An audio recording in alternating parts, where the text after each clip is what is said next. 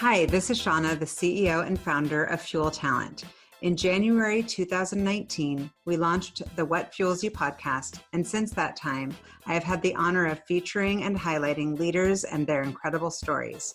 Though I'm eager to continue sharing these stories with you, I want to make space for different and relevant content for this unique and challenging time. While we all navigate the COVID-19 pandemic together, on this podcast and the upcoming ones, I'll be having more focused conversations with leaders to help answer questions, get key insights, and share stories of inspiration around how they and their teams are adapting during this new reality. I hope you enjoy these episodes of the What Fuels You podcast.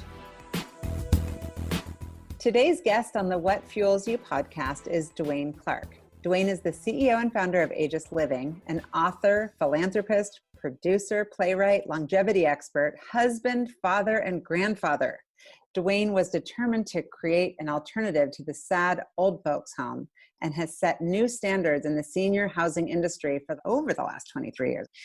In response to the COVID-19 crisis, Dwayne and his team quickly formed a virus council made up of physicians, virus trackers, psychologists, immunologists, gerontologists, and also hired an in-house researcher to inform the company's infection control strategy. The Clark Family Foundation also launched Seattle Seniors Strong, a $100,000 community match campaign that brings together some of Seattle and King County's most engaged companies and individuals to support homeless and homebound seniors during this pandemic. Thank you so much, Dwayne, for all of your hard work, all that you do. I'm blown away. I've always been blown away, but in researching you, wow, I'm trying to pack it all into an hour. Thank you for being here. I want to say baked potato right off the bat, you know. This is hilarious. I was telling Dwayne that we start rapid fire and it's usually very easy questions like extrovert or introvert, you know, baked potato or mashed potato. And with you, I want to squeeze in so much that I'm sneaking in some real life questions into my rapid fire. So hopefully you're on point. I have my sweat helmet on here. I just got back from a hike. You look great. I just got back from a hike, and as I walked in to go to the shower, my wife said, "Oh, the water department has turned off the water for the next 6 hours." And I'm like, "I have a podcast in 18 minutes." Oh. You're looking good. My COVID outfit. It's your COVID outfit. Okay, so let's get right to it. What is the character trait that you are most proud of? Perseverance. If you could take your mom to dinner, who I know is very special to you and who has since passed on, what would you want to say to her? I think that's a tough one. You know, I think there's so many. Not rapid fire, right? Yeah. I was ready for a baked potato question. I think the fact that, you know, hopefully I accomplished what you wanted me to accomplish. Yeah. Well, I'm sure plus on that one. Yeah. This is also probably hard to answer in a rapid fire, but what 3 habits would you say are most essential to your healthy lifestyle? Well, meditation, I would put number 1. Mm-hmm. I think movement is critical, especially during this crisis. You know, if you're having depression or anxiety or whatever, I normally work out 3 to 4 times a week, 30 to 40 minutes a week. Since this pandemic, I'm working out 7 days a week, 2 hours a day. And so I just think movement is critical. And then, you know, if you look at my book, one of the things I tout in 30 Summers More is the first thing I do when I get up is chug 16 ounces of water before I go to the bathroom, before anything else, because it absolutely, you know, revs your immune system up, gets your memory going, and detoxifies you. Got it. Yeah. I like those. I told you I bought the book. I haven't read it yet, and I have it on my bedside table. I got to read it. So Mr. Fashionista, Mr. Fashion Guy, I know that you have your clothes custom made a lot, but who's the fashion designer that most inspires you? Well, I have some friends that are fashion designer. I have my suits made by Isaiah. And so Gianluca Isaiah is a good friend. He lives in Capri and Nice area. So he's a good friend. I like kind of the boutique guys, you know. And I think, you know, it's an interesting question because I think fashion's in trouble now. And it's in trouble because people have been wearing Lululemons and, you know, cargo shorts for the last 3 months. Yeah. And people are liking outside. Yeah. And they're like, why do I need to put on a suit? Yeah. So and in talking to some of my friends in fashion, they have the same concern. And I think they're valid. Yeah. Well, maybe they'll come out with the kind of cool sweats. I'm sure they will. Yeah. What non-ageist project, because you've got so many going from your books and your movies and your philanthropy, which project would you say you're most proud of? Oh man, that's a super tough question. I know, Super tough. Beyond. I think my book that I wrote a few years ago called My Mother, My Son, because it was autobiographical and, it was a tribute to my mom. But in a big way, I think it talks about the passion we have for the elderly and what we do, and that's being made into a Hollywood movie. In fact, I'm interviewing directors right now, and so Who will play you, and who will play? I have no idea. I just, I have my favorites.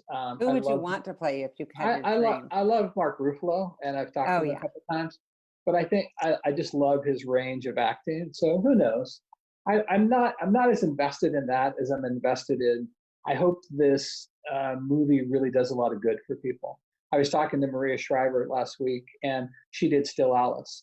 And Still Alice did such a great job of teaching people about Alzheimer's and the person locked within inside that body. And that's the benefit that I want this movie to have. Yeah. And I like the idea of the children's book also around Alzheimer's, just how to explain that. My grandfather died of Alzheimer's, and I just have memories of my dad going to the Klein Galland home and like shaving his beard. I would just kind of be there, and I wouldn't know how to handle it as a little girl. So that's a gift. And there was no books out for little kids. So my book, it's called Saturdays with Gigi.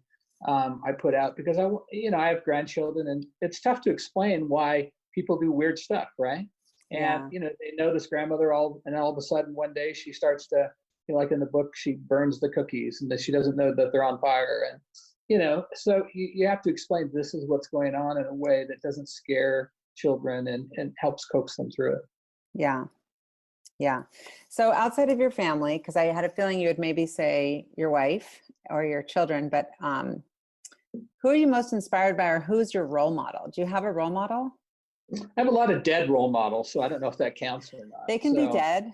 My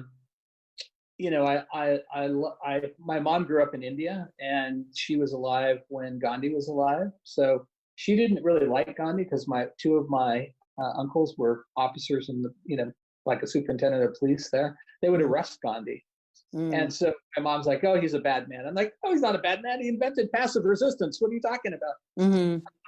So I think he was a brilliant man in order to, conduct social change. Yeah. And we need Gandhis today. We really need. We need Gandhi right now. I think JFK is in the same vein.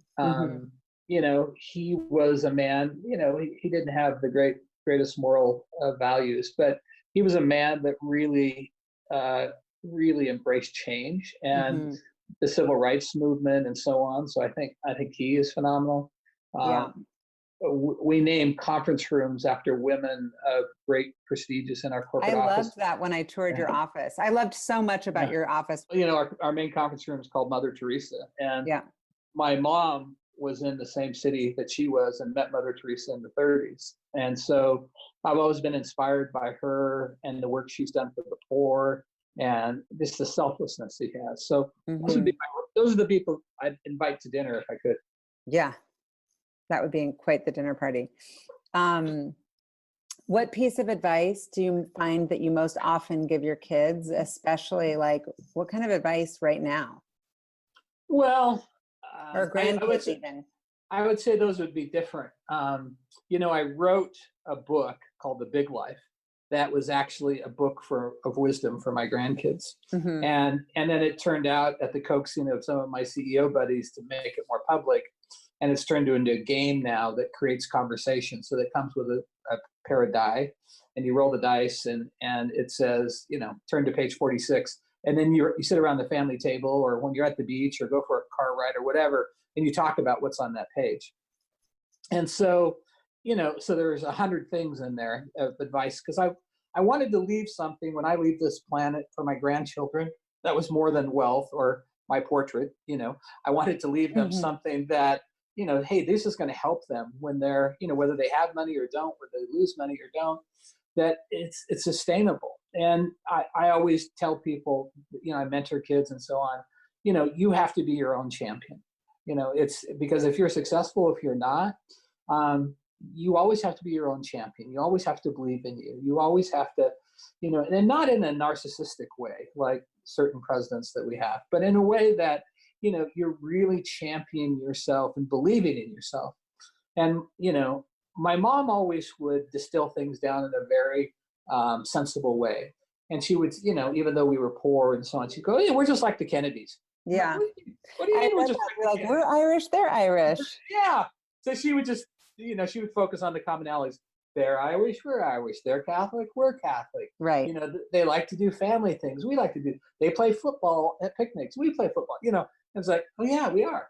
Well, why doesn't that beautiful blonde woman come sing me happy birthday on my birthday, Did you know that you were poor when you were little? I've talked to people who didn't have money when they were little, and they were like, we didn't know because our parents kind of, shielded us from it in a certain way. We didn't have perspective. I think there were times I knew I was poor. Like my mom was a cook in a restaurant, and she would bring home this little doggy bag with the poodle on it. It was really a doggy bag, and that she would pull food off other people's plates, to give us dinner. And I just thought, man, this is the coolest thing. I'm getting these great steaks, and half the steak was gone, because the bite marks were out of it, and it's left. This is great food, Yeah. So I got that, probably till I was about 10 or 11 years old. I got that. I think as you get into junior high, and you start to have this class distinction about, hey, I wear these. Who has what new things? Yeah. I have this coat, But my mom was different. My mom wasn't very fiscally responsible, and so she'd come home and the lights would be turned off, and she'd go, "Look, I bought this new dress. What do you think?" She would have been a J. Jacobs, fashionista customer number one. Yeah, you talked about your mom a lot. What about your dad? My dad was out of the picture. He's out of the picture. My dad was pretty abusive, physically and mentally. He left when I was about 6 or 7 years old. He left when you were 6 or 7. Okay. Yeah. And so I probably he died in 2009, between the time I was 6 and the time I was 50, probably saw him 5 times.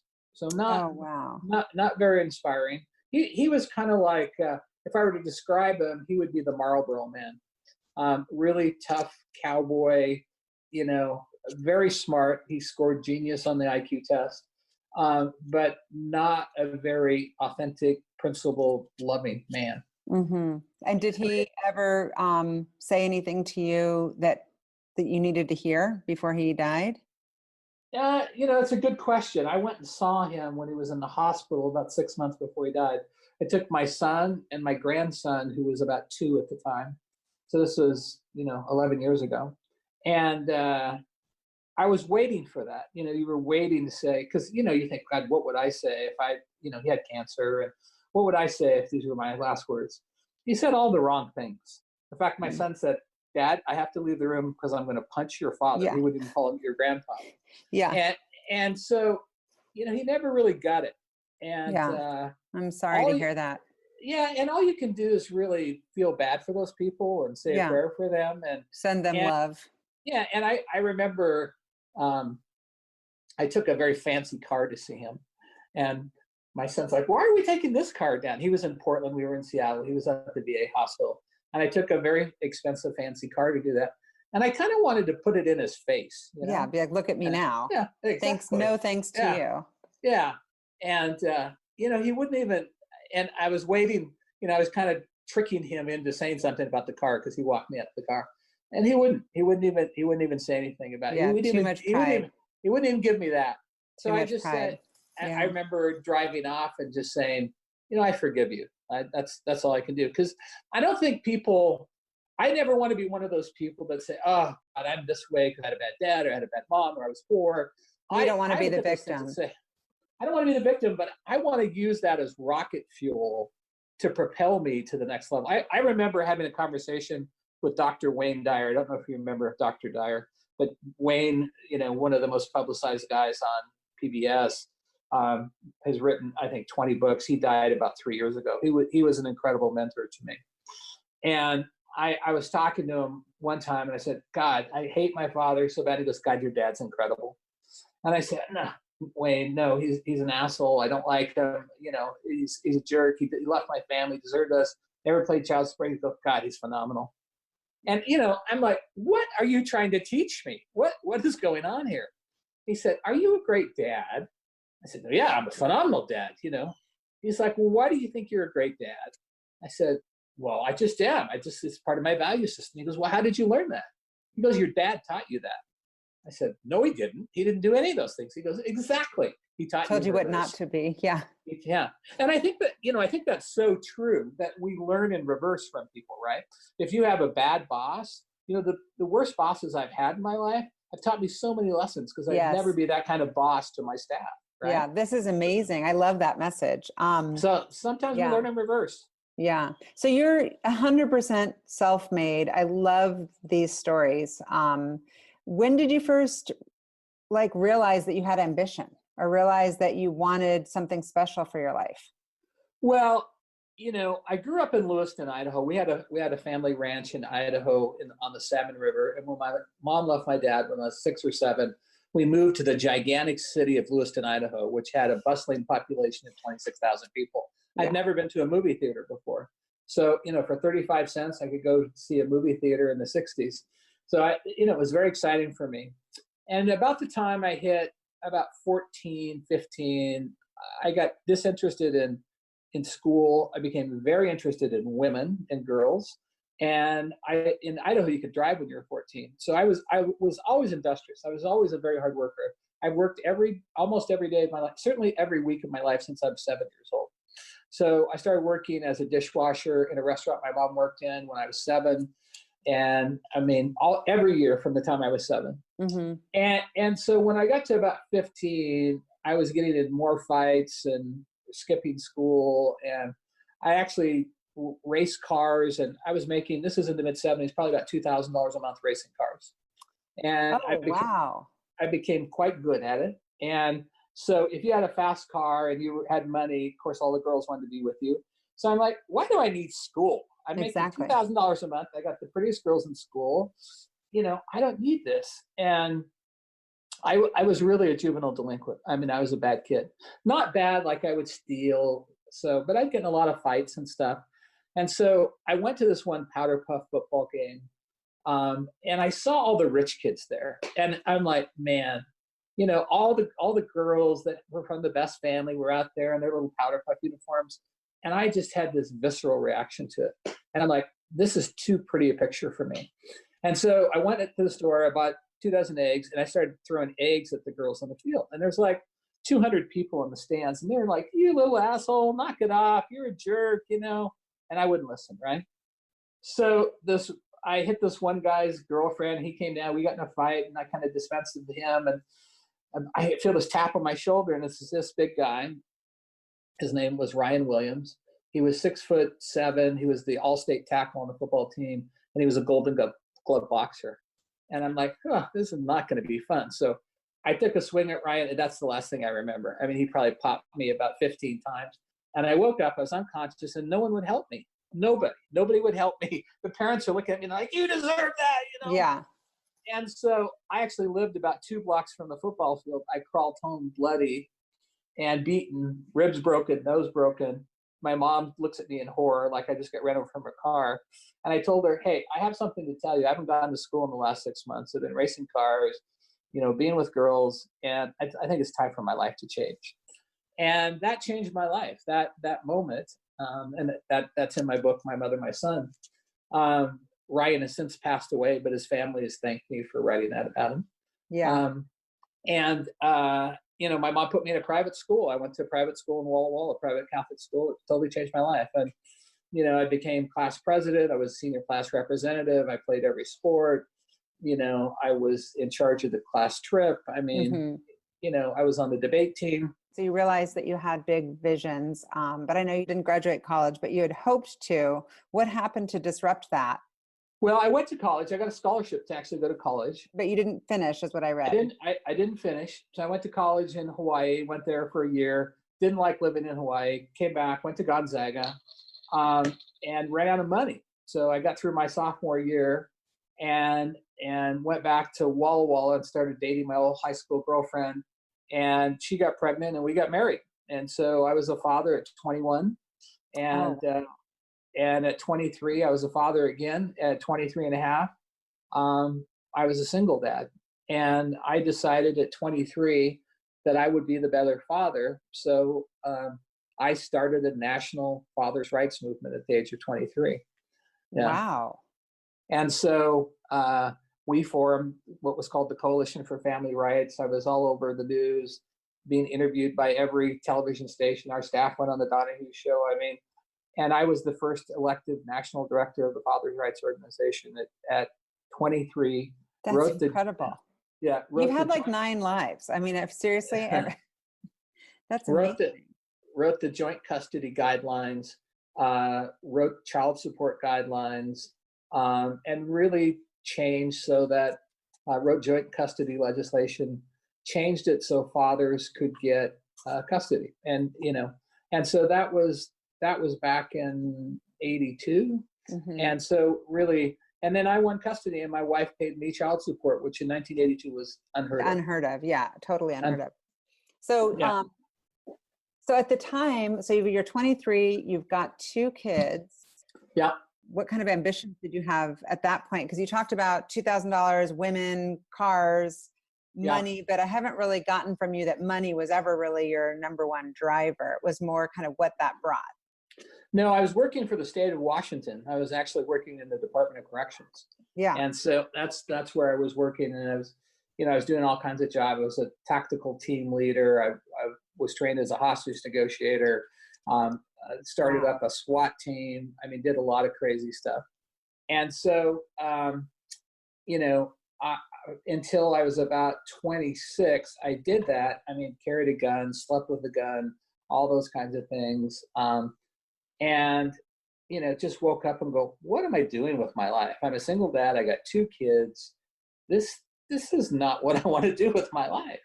So I was going to go back, finish my college degree. I had about 1.5 years left, mm-hmm. and I was going to go to law school. And thought, well, I've been working in criminal justice. This is, not going to go to law school. So just as I was about to quit, my sister called me and she said, I think you should go to work for this senior housing company. I said, that's the stupidest thing I've ever heard. And she said, okay, I just want you to go down to the library. I want you to read this study called The Grade of America. This is before computers. This is in 1985. And, I just want you to see how big the aging boom is going to be. So I go down to my local library. There's this study that's, like hundreds of pages thick. And I'm like, oh my God, I'm not going to sit here and read this. I start reading the first 100 pages. I'm like, man, this is huge. This is going to be a gigantic industry, the Grade of America. So I come back and she goes, I'm on the advisory board of this company in Seattle. Why don't you just go interview with them? You don't have to take the job. And so I called them and I thought, well, I'm working in the prison system. They're not going to want a guy who's they're not very customer service friendly, right? And so I called them and I thought to myself, they're going to give me an interview because my sister knows them. And so it's going to be a 4-minute interview, right? Courtesy interview. Exactly. So they called and they said, hey, can you come in next week for the interview? And I said, hey, what if I come in a month? And they said, well, that's kind of strange, but okay, if you want to come in a month, that's fine. You can come in this day. So I go in a month, and I'll tell you why I said a month. So I get there. We have this pleasantries. Oh, Linda's nice, and thank you for coming in. And, oh, you're working at prison. Oh, that's terrific. And the interview lasts about 12 months. I said, oh, well, thank you for coming in. And in my backpack next to me, I said, can I show you something? And they said, oh, sure. I pulled out this 3-ring binder, a manual. And I said, well, for the last month, I've been doing research on your company, your industry, your competitors, and everything else. Here it is. I want to go through it with you because I think there's some things I can help you with. And they're like, what?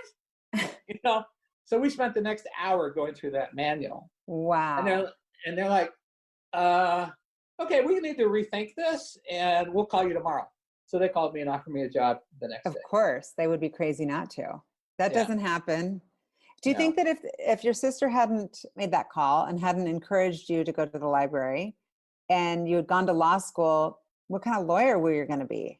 Well, I think I probably in the beginning would have done a lot of social justice stuff, because Yeah. that's where my heart is. Yeah, your passion. I'd be doing a lot of stuff that you're seeing on the news right now. I mean, I was just texting Van Jones on CNN this morning, thanking him for crying, Yeah. because he broke down on CNN, kind of is so disheartened by this thing. So I have a relationship with him. So I was texting him, thanking him for showing that emotion, because I think we need emotion shown at this time. 100%. And 100%. So I think I would probably do things like that. I don't think I would have continued to do it. I've always had a passion for real estate, and I have a very creative side. So I love designing things. I love drawing plans and looking at how decor works. If you've ever been in one of my buildings, you'll see that. Yeah, right? I mean, your office is super cool. Everywhere you turn, there's a new inspiration for design. Yeah. All really well thought out. And I think that's how architecture should be. It should be like living art, right? It shouldn't just be walls and doors and windows and stuff. You should walk in it and get some kind of inspiration or feeling, and it should invoke something. And that's what I love about architecture is I can inspire a certain kind of feeling in you by how I think through this room. And that inspires. So you may have gone in that direction, like either social justice or some sort of architecture, design, real estate, development. Who knows? I could have been a fashion designer. Well, that's what's crazy in your background, Dwayne, is that like they don't make people like you. Like you really are. Thank God.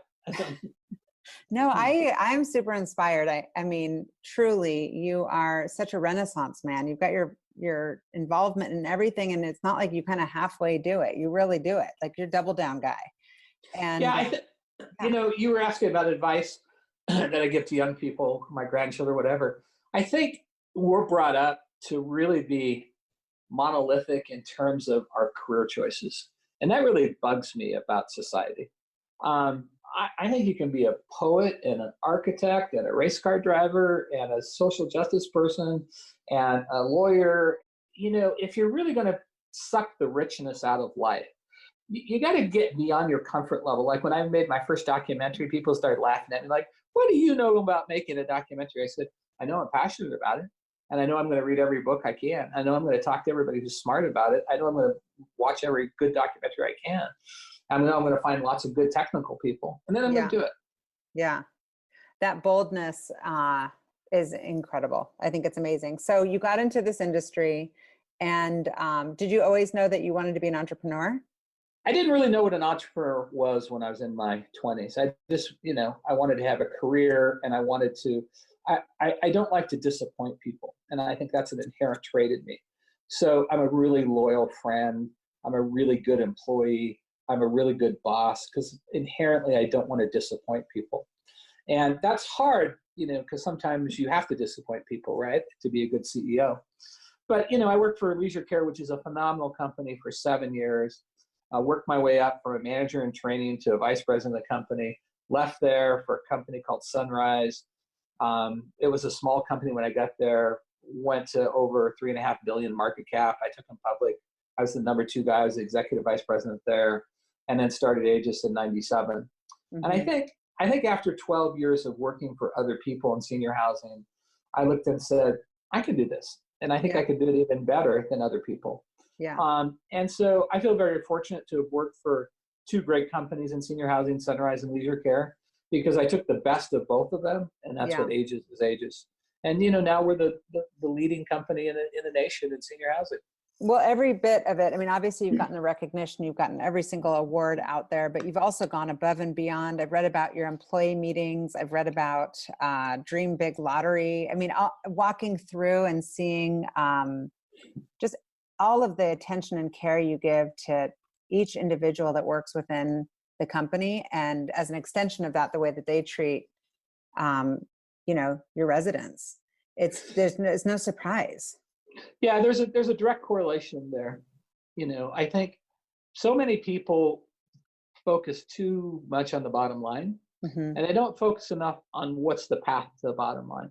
And I've always said, the bottom line is really your employees, because I can create a great business plan, or I can create a great building, or I can have great protocols or whatever, but it's that person that touches the customer every day.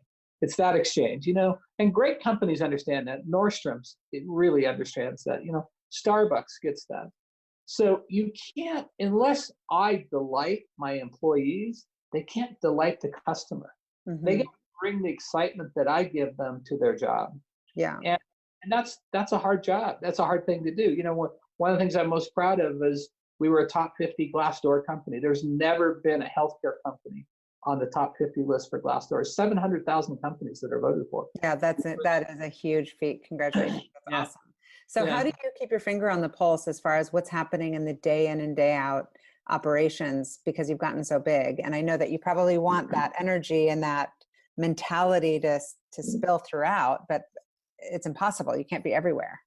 Well, I think it's very different now that I'm 61 and the company is as big as it is, because there's so many things that I want to do, right? And time is the rarest of commodities. So, I want to spend time with my grandchildren. I want to work out. I want to write books. I want to do movies.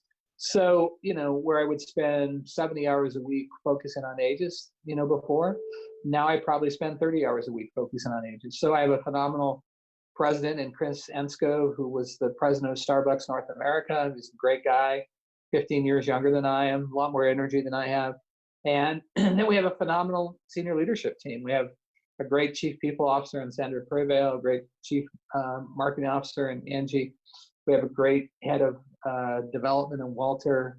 We just hired the ex VP of sales for Ritz-Carlton as our head of sales. So we have some great people.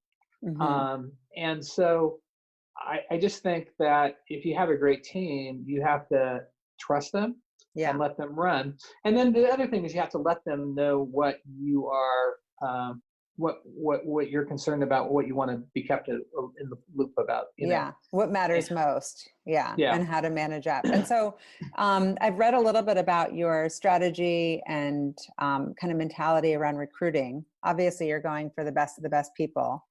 How have you been thinking about that differently during this pandemic, if at all differently? Well, I think there's certainly going to be more people available during this pandemic. We've gotten more, we hire from the 4- and 5-star hotel industry. We've gotten more applications in the last 8 weeks than I think we have in the last eight years. So we're just inundated with applications. And 90% of our general managers come from the hotel industry. So they're calling their friends and saying, hey, turn in an application. I think, I think it's no different. In fact, I would tell you, I think we need to do more for our staff. I mean, our culture is really incredible, but every week I tell our president we have to be better. We have to get better. I mean, when this pandemic happened, we told people, hey, we know you don't want to go to the grocery store. You're going to be able to take home meals for your entire family for $1 a meal.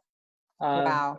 We would have made them free, but there's a tax issue. So we said, okay, it's going to be $1 a meal. So you don't have to go to the grocery store. If you get off shift, you want to take home, and I'm talking, a 5-course meal, for $1 a person, you can't. And you don't have to expose yourself to going to the grocery store. That's incredible. We had a whole task force brainstorm around childcare solutions. We opened up telemedicine for people for free for their entire family. So if they suspected COVID or something, they could go right on telemedicine, talk to a doctor, be assessed, be regulated, and so on. So they didn't have to go in. So, all kinds of things that you have to do in this environment, and it pays off. We haven't had any shortage of staff. We haven't had people that have no-showed. Our industry is plagued with that. Yeah, walk me back, because when we spoke on the phone earlier this week, you were saying that you guys got, hit with COVID, and it was found first in Kirkland at a Redmond, or was that Redmond? I guess. Yeah, our Marymore property, our patient 0 came to work ill on February 28th. Now everybody's going, oh God, why didn't you do this? Well, the mentality on February 28th was like it's the flu. Yeah. Well, the first death, just to put everybody in sync here, the first death was reported on February 28th, the #1 death in the United States. So our guy came to work ill on February 28th. His wife called in and said, oh, we thought he had the flu. We found out 8 days later that he had COVID. 8 days. So for 8 days, COVID was run loose in our building. And we managed it very well. The hour we found out, we locked down the building, we locked down the entire state, all our buildings. We put PPE in place. We had PPE because we suffer from flu viruses and so on. And we immediately created a task force among senior managers that be process owners for research, medical advice, PPE, disinfection procedures. We contacted everybody from the Gates Foundation to the Institute of Disease Modeling, to Fred Hutch, to UW, to various universities outside the state. And we ended up with 19 residents that got it, some that passed away, and 8 staff that got it. Now, what I'm very proud to say is, we service about 2,400 residents. Since that initial outbreak, we've only had about 18 or 19 residents in the whole company that have gotten it. That's an incredible statistic. Well, especially given the demographic, for sure. Right. That's an incredible statistic because normally about 5 to 10% of senior housing are getting it. We're about 0.3. Wow. So how was your communication to the families? That would be the biggest thing that would be like stressing me out if I was in your position. Like, how do I think make everybody feel comfortable? I mean, we were giving people daily communication. They were saying that's too much. We update our website. We give blasts to them. We do kind of certain communiques that we updated on research and so on. Mm-hmm. Our families have loved this. Some people are saying, I'm pulling my mom out of senior housing. We think we're going to be one of the safest places on the planet to be. I'm not even in senior housing, but anywhere, because of the things that we've done. And a lot of companies didn't have PPE. I mean, because we got it so early, the 1st of March, I mean, we just said, I don't care what it costs. You go out and get enough PPE. We have enough PPE on board today for 6 months. No one has that kind of stock. No one has that kind of supply. And, now it costs hundreds of thousands of dollars to get us there, mm-hmm. but it's irrelevant if it's going to save one life. How did you go about getting that? We have relationships with people, vendors, and so on. There's a great YPO friend of ours that runs the greatest latex glove company in the world. Amex. We have relationships with vendors who have got us masks, and then we sourced other vendors. But mm-hmm. the key is we did it early. So where everybody else was like the end of March, the 1st of April, I don't have PPE. We looked at this, and again, we had a stockpile already because we get norovirus and flus in the building, and so we had some there. And so, but I'm so proud of my staff because now we've become the leaders in fighting this in senior housing. I'm doing 1 to 2 webinars a week. I just did one for 4,000 people to Marcus and Millichap last week about what we've done. We formed this virus council that is educating us, people from the Fred Hutch, people from the Institute of Disease Modeling, people that are working on vaccines, geriatric psychologists, dementia specialists. There's 8 doctors, Chinese doctors, people that are naturopaths, that are all giving us advice on what we can do, when the vaccine is going to be ready, what kind of nutrition we should do. Because this is a disease, this is an immune disease, right? Yeah. And that's what most people don't know, is that when you get the disease, it's inflammatory based, right? And there's 2 things to worry about. One is, what is your virus load? And viral load is how much you're inoculated with. So, we think of inoculation like the flu, and we go and get this little shot. Well, COVID-19 is no different. If you get a massive inoculation, a massive dose of this, where you have a person that sneezes in your face and they don't have a mask on and you don't have a mask on, and they're at the peak of the virus, that's a massive inoculation. So that's the one factor, how much of a viral dose you get, how much you're inoculated. If you go touch a handrail that someone's touched 2 days later, the virus, you may get the virus, but it may be a lesser inoculation, right? Mm. And so viral dose is a critical component of this. The second component is your inflammatory response, right? So if you have diabetes, if you have high blood pressure, if you have COPD, if you have cancer, if you have asthma, those are all inflammatory-based diseases, even dementia. And so what happens when you get COVID is that it elevates your inflammation to the point your body has nowhere to go, okay? So if you already have hypertension, that 80% of the people who passed away at ages at Marymore had hypertension, and it was controlled hypertension. It wasn't out of control hypertension. but they had vascular compromise over the year. And now there was just a report released this week that we think, we thought COVID was a respiratory disease. Now they think it's a vascular disease, which makes sense why now it's affecting people that, have high blood pressure and diabetes and so on, because those diseases affect our vascular system as well. So the question then for your listeners is, so if I want to not die from this or not get really sick, what do I do? Well, if you have comorbidities like the ones I mentioned, diabetes, high blood pressure, whatever, you have to do the best job you can to reduce the inflammation in your body. How do we do that? Well, it's the same things your doctor's been telling you for 10 years. Eat right, diet, exercise, those kinds of things. But additionally, there's 8 clinical trials going on right now that are really fascinating around vitamin D. And vitamin D does 2 things for you. It helps increase your immune system, so you're stronger, your body's stronger. But the other thing it does is it prevents your body from going into this autoimmune reaction. When I get allergies, right? You start sneezing, your eyes get watery and so on. That's an autoimmune reaction. Your body's overreacting to this stimulus, whatever is making you sneeze, that's coming into your body. Well, when you get infected with COVID, you have an autoimmune response and your body actually turns against itself. It starts to destroy tissue and cells and so on. Because of that, what vitamin D does is prevents an autoimmune response. So the more vitamin D you take, and most doctors recommend your levels be, above 40. If you're 30 or less. I got my numbers, by the way, at 42, and my doctor said, just perfect. And I was going to be like, but my friend Dwayne said. Yeah. Anyway, Well, it was 42 is from 2019, but I upped it since we spoke. I'm going to double down on that. I'm not a doctor and I'm not a physician, and I would advise everyone listening to me to say, well, I'm going to go check with my doctor. Yeah, for sure. Most doctors will say, if you're above 35, you're okay. Because of this COVID thing, the doctors I talk to say, hey, we'd like you to be above 60. So mine in February was 56. So, I'm taking 5,000 to 10,000 IUs a day. I'm taking 10,000 right now. And I'm doing it. I'm going to do it. Yeah. And again, consult your physician, but there's great studies around this. And that's why people of color are dying so significantly higher than people that are Caucasian. So African Americans, Latinos, substantially. And everybody thought it was a social economic decision. Well, they're dying because they're on the front lines. They have the jobs that are most exposed. The studies have been done that actually extract the social economic things, and it's coming up true. There's a great podcast by Joe Rogan that he interviews a doctor on this, and she does a beautiful job, much better than I have explained. I'm going to listen to it. And then you also said zinc, and what does zinc do?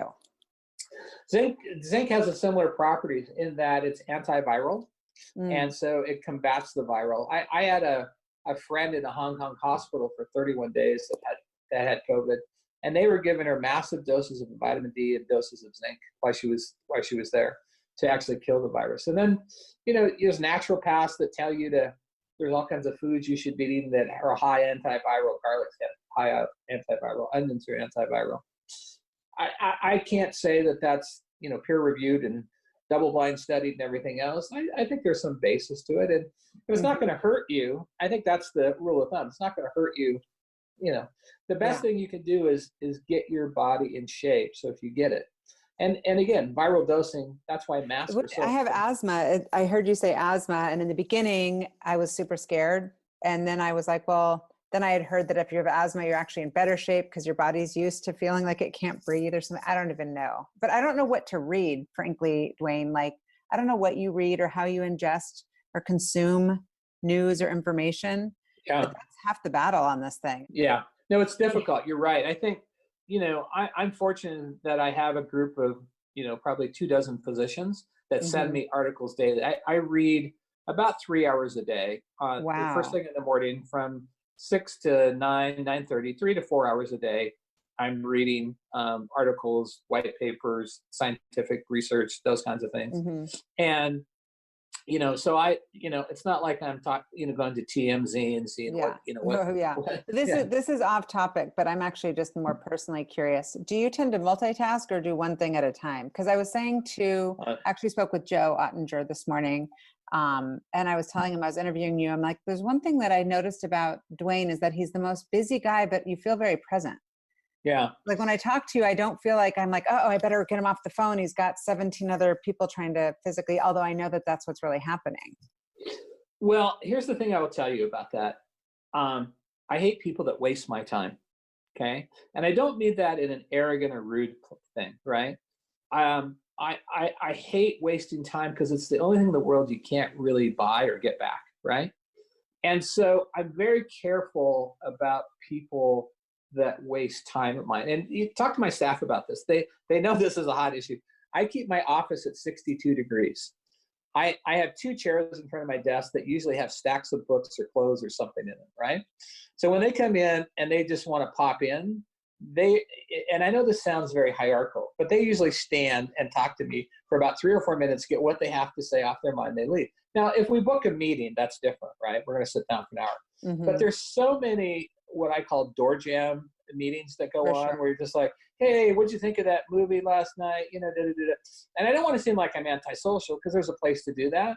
But if I'm working on something, I don't want to have those conversations. Yeah. So number one, I think you have to be very protective of your time. Yeah. And then you have to think about how you can do things in the shortest amount of time. I have a really hard time not doing two things at once. And sometimes I'm like, I'm not sure if this is the smartest way of living. Yeah. There's no right or wrong answer to that. I think it's a matter of really what you want to accomplish in life. I have a lot that I want to do in the few years that I have left on this planet. You've got a lot more. I'm convinced of it. Is there, I'm sorry to interrupt you, but I'm trying to be mindful specifically of your time. I'm good for another 30 minutes, okay. Just so you know. All right, good. So when you are thinking about like having a meeting, you said except for meetings, is there a Dwayne ready?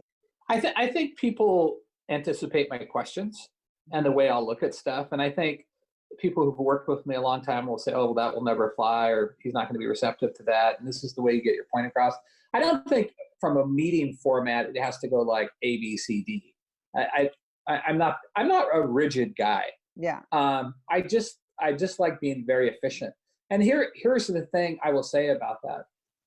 That doesn't mean that I get up and work for 18 hours a day. I'm very cautious that, hey, I have to meditate 22 minutes a day. I have to fit that in my space. I'm very cautious that I want to spend an hour with my wife in the morning. I'm very cautious that I have to, I want to carve out an hour and a half to 2 hours to work out. I'm very cautious that I want to call my kids or my grandkids during the day. So you have to set your priorities so then you can say, I really don't need to be on that group distribution email that just took me 4 minutes to read. And here's the deal. And here's a challenge for your listeners. Wake up in the morning and keep a journal for just one day. And every time you go, that was a waste of time, write down how long that took. Okay. Now I've done this with like 20 times with people. And, I just read that email. I didn't even need to read that email. Oh, I just took that phone call. I spent 8 minutes with that idiot. I didn't need to take that call. What about social media? Does that come up? Sure. Whatever. I mean, that's a time suck. Talk about a time suck. But just keep your journal. And every time you have that, just make a little notation. Say, yeah, I spent 8 minutes on this. And at the end of the day, add it up.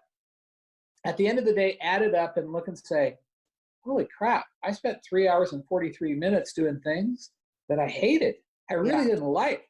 And then how can I take that number and put it in things I love?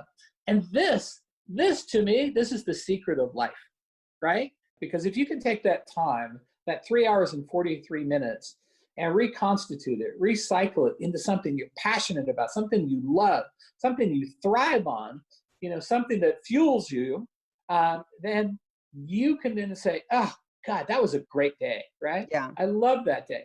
But what we choose to make the wrong decision about how we spend time. Yeah. Where would you spend your day if you could pre-COVID on like the perfect Saturday? Probably on my boat with my kids on the water. On the water. Yeah. Yeah.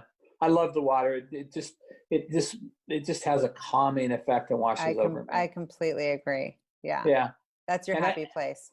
And probably wouldn't even talk much. I'd just sit there on the bow and, look out and just absorb the scenery and recharge, refuel.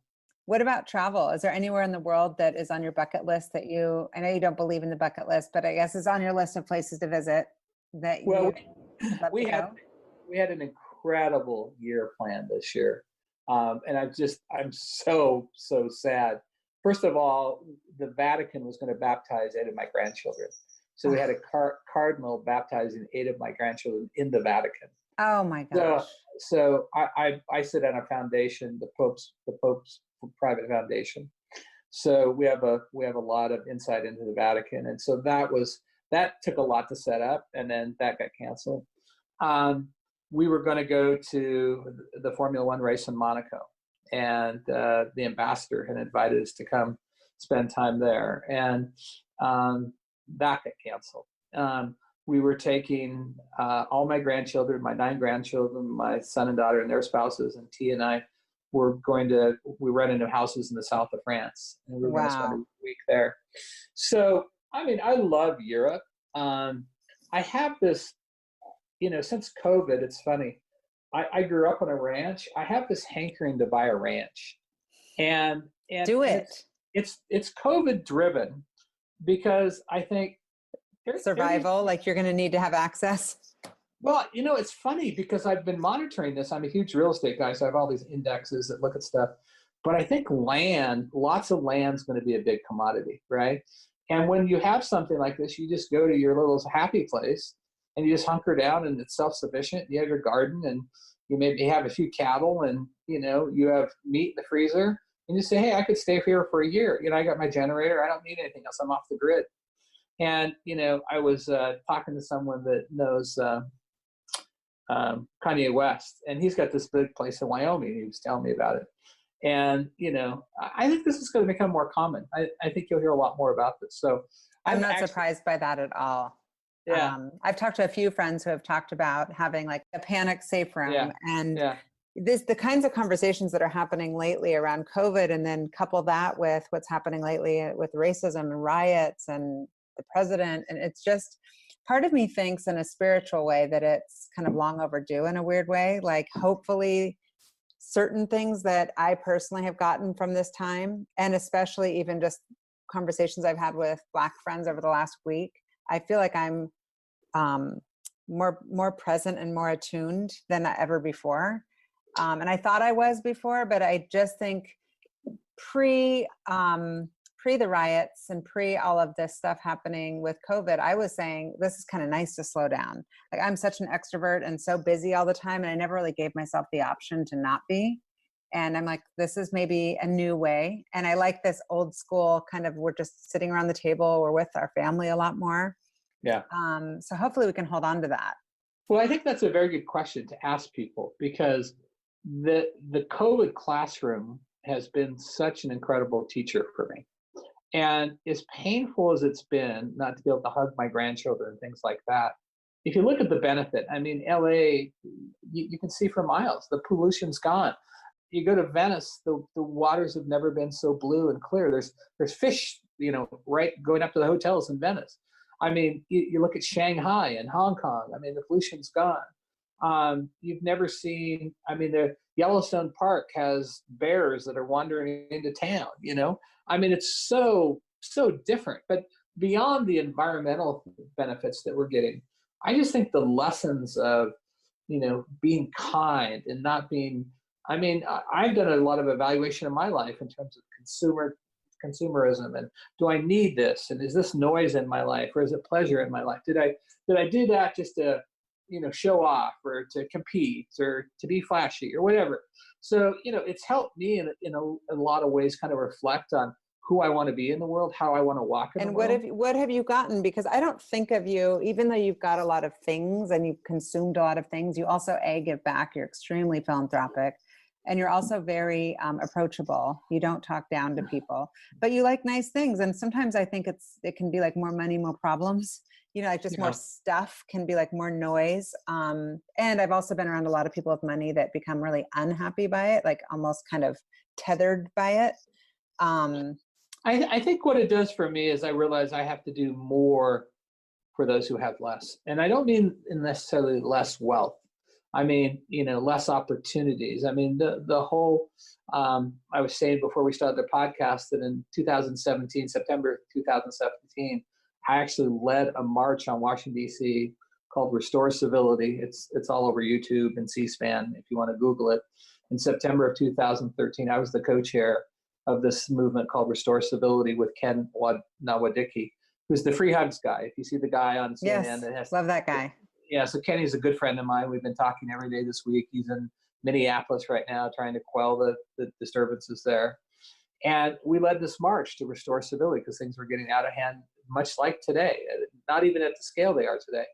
And so I spoke from the same place where Martin Luther King gave us I Have a Dream speech. I brought 100 Aegis staff with me that marched.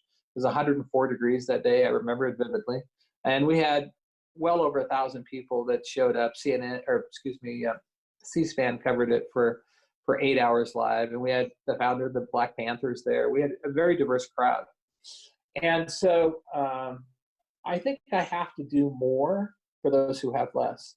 And I have to sensitize myself in terms of, is my lifestyle hurting anyone? Is it offending anyone? Is it, or can I use it to motivate people? I mentor, I have a foundation called D1, which is all kids of color that I mentor. They're all athletes. And, I've talked to them a lot this week because they're scared, they're really scared. And so just giving that wisdom and that assurance, that constant motivation to them and tell them, hey, you're our future. You can get through this. I'll help you. When you say giving back, it is money. Obviously, it's support in that way. It's NAACP. It's all of it, but it's also hope and opportunity. Yeah. Like you said, it's really the opportunity because that's that pride in being self-sustainable and kind of accomplishing things builds on itself. This goes back to the time conversation we just had about, well, if you find out that you got 3 hours extra in the day, why not spend an hour of that time that you just got back reconstituting to give to one of those kids, to give to that charity, to give time to that group. Just don't be sloppy with your time because that's that's more important than writing a check.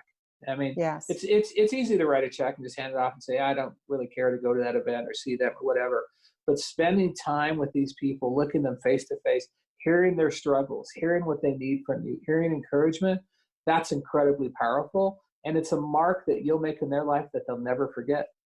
Absolutely. Well, I'm sure you've touched so many people. I know that in the little time we've spent together, you've touched me. Even on this call, I've written down a couple of things that are like to-dos for me. I love the idea that you just said. It really resonated for me of just writing down how you're spending time and thinking, because sometimes you do get scared and I tend to say yes to things. And lately in the past year, I've been like, Shauna, be disciplined and say no and kind of break it down to family and your work and giving back just a little bit. You can't do it all, but I actually do have more capacity. Yeah. And you'll find there's a lot of time thieves all around you. There's people trying to steal your time every second of the day. And that's where you have to be very guarded about that. Yeah. Well, that's hard to do when you're someone like you or like me that's trying to not disappoint people. Yeah. That's a skill that's learned, right? How to say no delicately and not offend. Yeah, I think you can do it. And I think, one of the things that I end up doing is say, I'm not going to do that, but let me tell you how I am going to spend that hour, and hopefully you'll respect this. Oh, I like that. I'm not going to go to that dinner, but I am going to do, I am going to go down to the Boys and Girls Club, and I am going to spend time with them. So this is why I can't do it. Yeah. And then people go, oh, well, that's even better. And they're like, can I come? People don't get mad at you then. No, right? Of course. Yeah. They can't fault you for doing good. Yeah. I like that. When we were speaking on the phone earlier this week, you said that, coming back to COVID, that during this time your brother got sick and ultimately passed away. Yeah. I can't imagine that. You're the first one I've spoken to who's lost a family member. Yeah. It's really horrible. My brother my brother was 12 years older than me. He was 73, and he went into a nursing home to rehab some things. And in March, he started to get sick. And again, this is early COVID, right? And then he went into the hospital. I think it was about the 21st of March. And and they said it looks like he has pneumonia, right? Well, what is pneumonia? It looks like COVID, right? And this was in the Coeur d'Alene area, and then on April 1st he passed away, and you couldn't see him, you couldn't go see him. There was no funeral.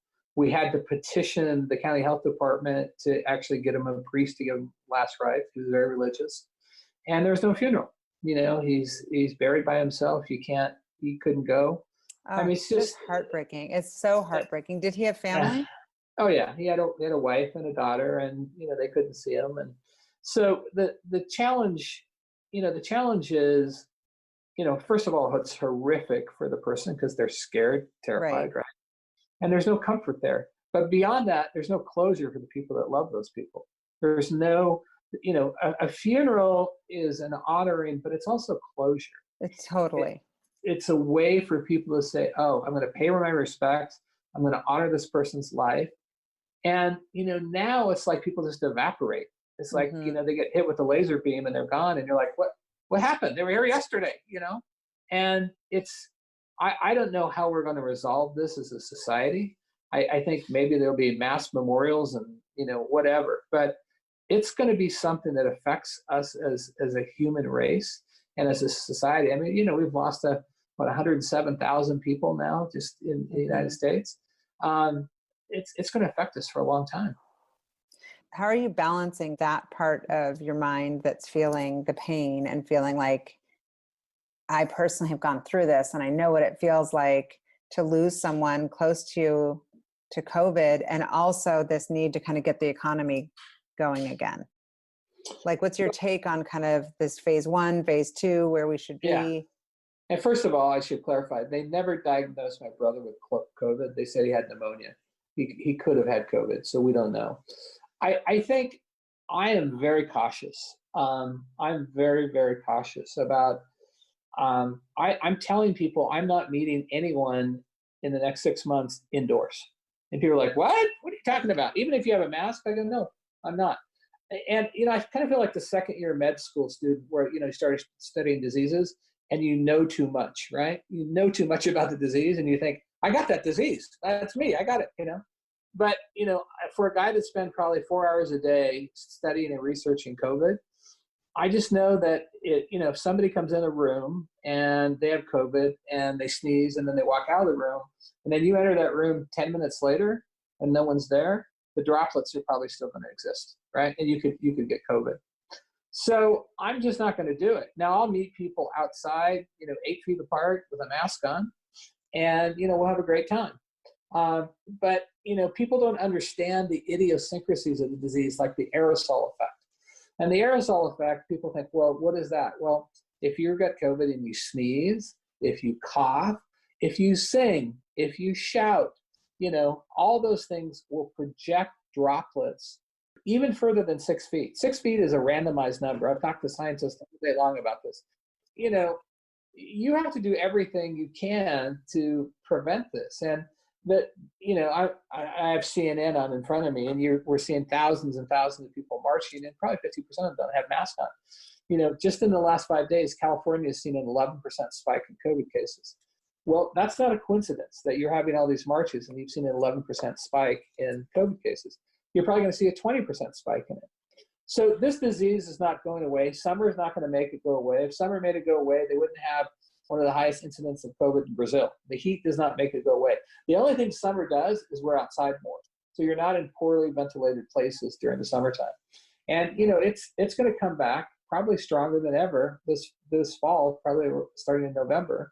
In fact, Aegis, along with Fred Hutch, is doing a virus tracking study to track it from November on and seeing how the virus moves from place to place, person to person, and so on. Wow. So, you just got to be educated. And what are the experts saying as far as a vaccine? Well, here's the thing about a vaccine, because I get really frustrated with this. Everybody said, well, we think a vaccine is going to be done by September. Well, let's play fairy dust dreaming here. Let's say a vaccine is done tomorrow. It's done tomorrow. Okay, you have 328 million people you have to vaccinate. Do you know how long it would make to make syringes and needles for 328 million people. First of all, you have to make 500 million because some will break or be defective.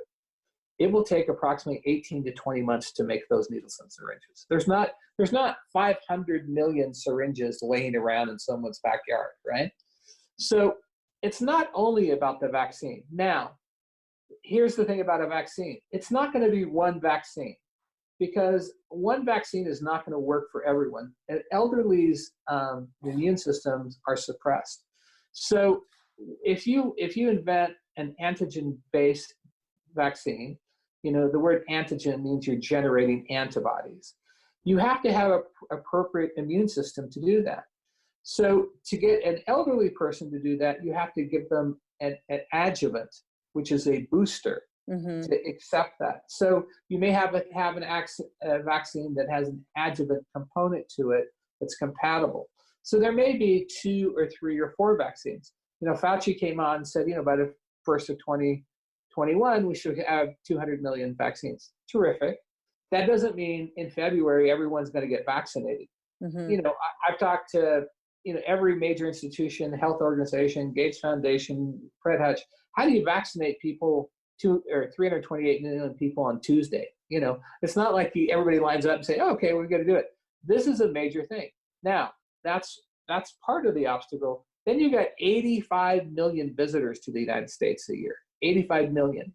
So how do you vaccinate the person coming in from Botswana and make sure they're okay and so on? So this is a complicated issue. And I don't think we're going to be through this for 18 to 24 months. And when I say through it, I mean to the point that people feel comfortable, they've been vaccinated, either by a vaccine or one of the things that's very promising is what's called convalescent plasma, where you're extracting someone who's recovered from COVID over a course of probably 20 to 30 days. And then you extract blood from them, spin it, and actually get the antibodies at it and inject it into someone who has COVID. That has been very effective. The problem is it's not scalable, because there's not enough people. Not enough people, yeah. They haven't had it. They haven't. So when you say I'm not going inside for 6 months, I mean, I guess the big question is a lot of friends, because we've been pretty conservative, and a lot of our friends are like, well, so what exactly are you waiting for? Like a vaccine? So you're going to be inside for 18 months? Yeah. Well, I'll tell you what I'm waiting for, because I have a very well thought out. I'm waiting for the strain to die down, because there's a possibility the actually potency of the strain could die down. I'm waiting for a vaccine. I'm waiting for convalescent plasma.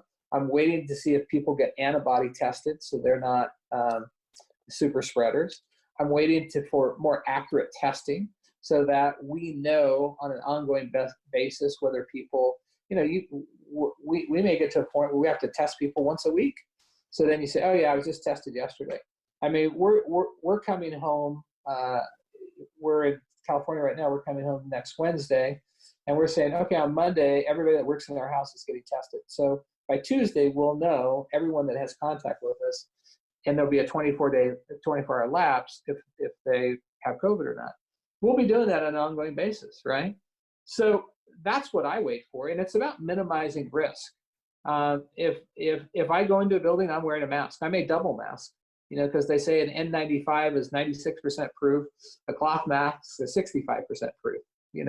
So you're just going to minimize risk. And then once you know the risk, you can then know how to manage the risk. Wow. It's so overwhelming. Yeah. It's really overwhelming. You seem really positive, in a good mood, meaning like it doesn't seem to have gotten you down at all. Have you had any really down? Oh yeah. I mean, we all get down. You think, oh God, I'm going to get it and die, and then, I mean, my daughter's like, Dad, is your will updated? And you're like, what are you asking me about my will for? She's like, well, it's a reasonable question. It is a reasonable question. It's an unfortunate question, but it should be one to be talked about regardless of COVID. Yeah. Yeah.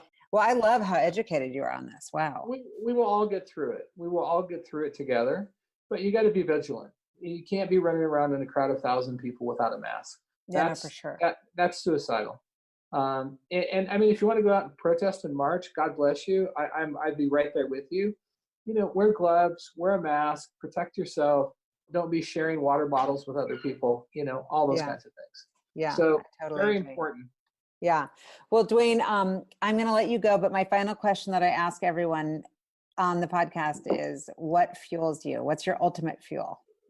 Oh, God. I don't think my answer is that much different than everyone else, especially in COVID times. You want your family to be happy. You want them to be healthy. You want to make sure that your time on this planet was spent well. That you made a contribution. I think that you left the planet better than when you entered it. And I think if you can do that, if you can say, hey, I made contribution, I'm leaving this planet better than when I entered it, that's all we can all ask for. Yeah. Well, you're doing it. And I'm so inspired. I'm going to make you come back on. Stay safe. All right. Stay so safe. Say hi to the family. I will. And hope you get your shower soon. Thanks, Shara. I'll talk to you care. later. Okay. Bye-bye. Bye. Thank you for listening to the What Fuels You podcast. Be sure to subscribe, rate, and review on iTunes, Google Podcasts, or Spotify, and follow us on social media to keep up with the latest news and episodes. You can also contact us at podcast@fueltalent.com to provide feedback, ask questions, and share topics or guests you would like us to cover in the future. We hope you feel inspired by our guests and that we have helped fuel your day. Join us next time for another episode of What Fuels You.